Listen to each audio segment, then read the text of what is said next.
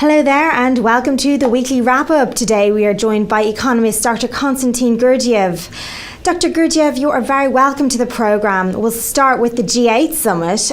David Cameron had said he was hoping for a landmark deal that could add as much as £100 billion to the EU economy, £80 billion to the US economy and as much as £85 billion to the rest of the world. Did any such landmark deal transpire from the G8 summit? Well, indeed, the G8 summit announced something that has been pre-announced before, some 6 months ago, if actually not longer than that. In the preparation for the EU presidency, Irish government has announced already the free trade agreement negotiations between the EU and the US. So in many ways, the G8 just confirmed what we've already heard. In terms of the actually significant development, it is important for the world economy. It is important for the US and the EU economies. However, the overall impact on these economies will be severely cut back by the exclusion of agricultural and media sectors on the insistence of France in particular. These are some of the largest sectors and some of the most highly closed sectors in terms of international trade and in trade between the EU and the US, and unfortunately these are off the table now. So in many ways, not exactly new, and in many ways there is much less of a positive impact. Net benefits to the EU so far estimated to be around 120 billion euro, which is about 100 billion sterling in terms of the new trade.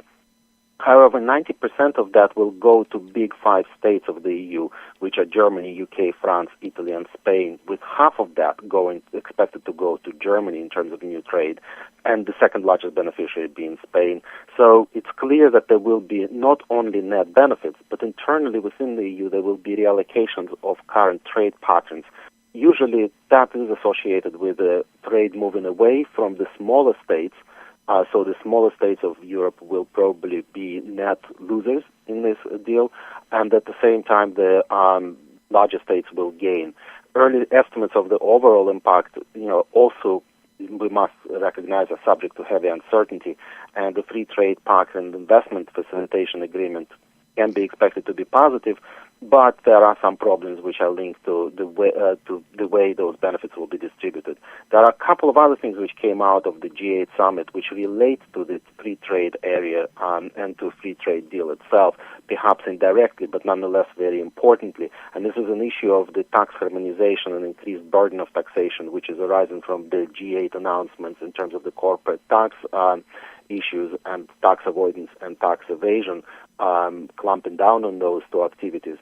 Those will have an indirect effect on trade, and in part, they are conditioned by the free trade agreement being delivered between the US and the EU, because it will increase the impetus for closing of the loopholes, such as, for example, the ones which exist in Holland, in the case of Luxembourg, in the case of Ireland, and in the case of Malta.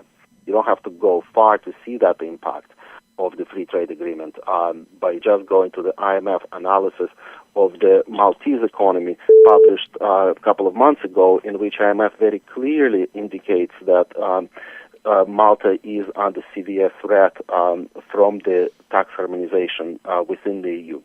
So we can expect, for example, in the longer run, the issues of the common consolidated corporate tax-based proposals from the EU and also some other tax harmonization issues coming to the forefront of the processes which were launched by the G8. You mentioned Ireland there. Do you think Ireland will have been affected by this? This is a very big open question. In terms of the immediate impact, it probably will have positive knock-on effect. Ireland is a major entry port into Europe for the US multinationals.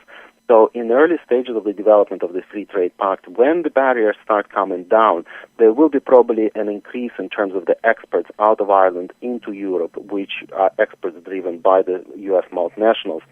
There are a couple of problems here, and one of those problems is how much of the impact that will have on actual Irish economy. We have a big disconnection between the GDP, which is driven by export growth, and the GNP, which is effectively stagnant and in some metrics is declining still. And this disconnection is precisely because most of the multinationals' activity today in trade is happening on the foot of tax optimization. Now, as I mentioned before, tax optimization is also on the agenda of the G8 and is linked to the free trade agreement agenda as well, perhaps indirectly, but nonetheless it is linked. So there is a pull and push factors, positive and negative factors, in terms of the G8 announcements on the Irish economy. How they will balance out is very difficult to say. I would expect in the long run that they will be probably close to a small negative effect on Ireland overall. But in the short run, we might see actually a boost in exports. Over to the US now, where stocks took a tumble on Thursday, with the Standard & Poor 500 suffering its worst session since November 2011. What were your thoughts on this market reaction and on the pace of the US recovery? Well, interestingly enough, to me, this market reaction is consistent with everything that was happening before the FOMC meeting, and also everything that should be happening in a current environment where Fed finds itself, like other central banks across the advanced economies, in a policy corner, in a monetary policy dilemma, what I call the issue of how do you unwind the extraordinary measures of liquidity supports and monetary policy accommodation in the environment where the economy remains structurally weak. Now, FOMC overall appeared much more confident in its relatively optimistic growth forecast that came out of the meeting itself. The Fed updated its growth projections for the U.S. economy, and these imply now growth of around 3%, in terms of the second half of 2013, and more than 3% in 2014. So forecasts of the unemployment rate also came down significantly, so that's a good revision as well. In this environment, it was quite surprising that the Fed actually went stronger in terms of reiterating its commitment to tapering on rather than fully unwinding the QE, the quantitative easing. And it's very clear that they keep reiterating this, that there will be first stage of tapering on, whereby they will be gradually reducing the quantity of purchases in the open market, and that purchasing will be still, and the level of that purchasing will still be tied very closely to the actual news flow. The Fed also very strongly put forward that the 6.5% unemployment target is just indicative. It is not a threshold beyond which there will be an automatic switch into the actual outright exit. However, it's very clear from the market reaction in the United States, equity market reactions, but also the bond markets, corporate bond market reactions, commodities market reactions, is that the markets are finding very hard time understanding how the Fed is going to exactly move in the direction of the exits. Not so much the timeline, but rather the processes by which that will be driven. And as a result of that, for example, what we've seen in the last couple of days is that the VIX, the volatility index in equity markets, has finally been catching up with Merrill Lynch Options Volatility Estimate Index, which is the index of the volatility in the U.S. Treasuries. And this is probably the only new development that we have seen since then. That development signals to us that most likely we're in its short-term environment in which there are no safe havens other than cash. And as a result of that, we're going to see significant pressure across all of the markets building up. It's also, we also have to be aware of the fact that China's news flow and overall emerging markets news flows have been quite adverse. And as a result of that, the impact on the U.S. market is not just from the Fed, but also from the broader news flow being quite negative itself. The finance minister of Russia yesterday backed the weakening of the ruble, as he believes a weaker ruble would boost budget revenues, while the IMF slashed its forecast for Russia for 2013 by nearly a full percentage point. How did these events this week affect the outlook for Russia? Well, the Russian outlook, just as the rest of the world and the rest of the emerging and middle-income economies markets outlook, has been deteriorating quite gradually, and this deterioration is now feeding through into the headline figures. If you look at the kind of historical performance, the Russian economy has been booming in the mid-2000s at about 7% annual growth. Since then, GDP growth has moderated significantly. Last year, it posted 3.6% expansion, still very robust, but nonetheless way below the 4% target that the government was setting, 4 to 4.5%, and certainly signaling a structural slowdown in the economy. In the first quarter this year, it rose by just 1.6%. That is a big drop from 3.6% growth before. if you look at the underlying parameters, gross investment in the economy has posted zero growth year-on-year in Q1 2013.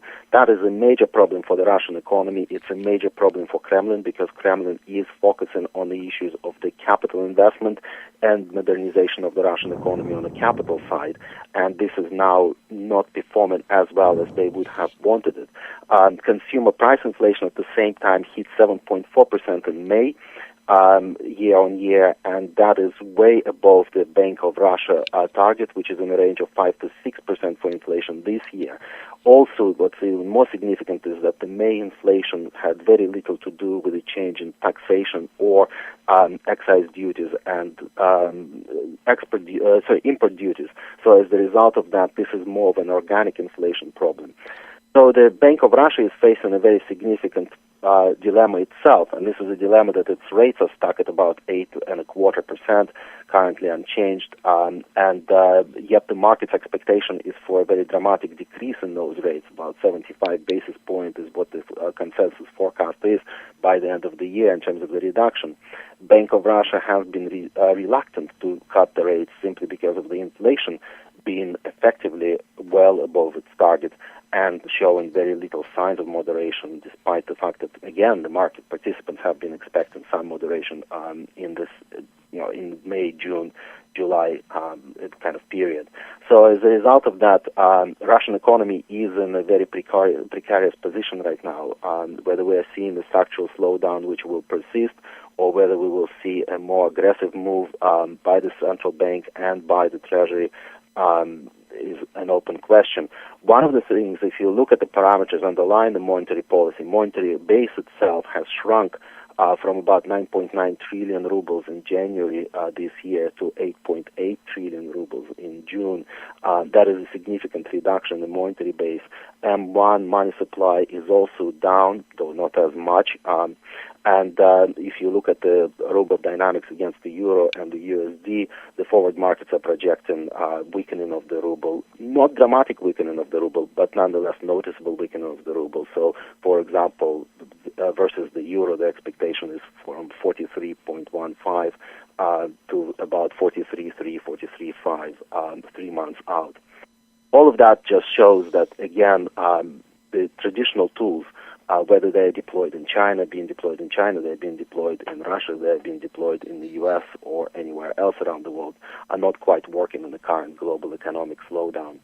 And that's our weekly wrap-up for this week. Thank you, Dr. Gurdgiev, for joining us today. And do check back next week for Friday's weekly wrap-up. Bye for now.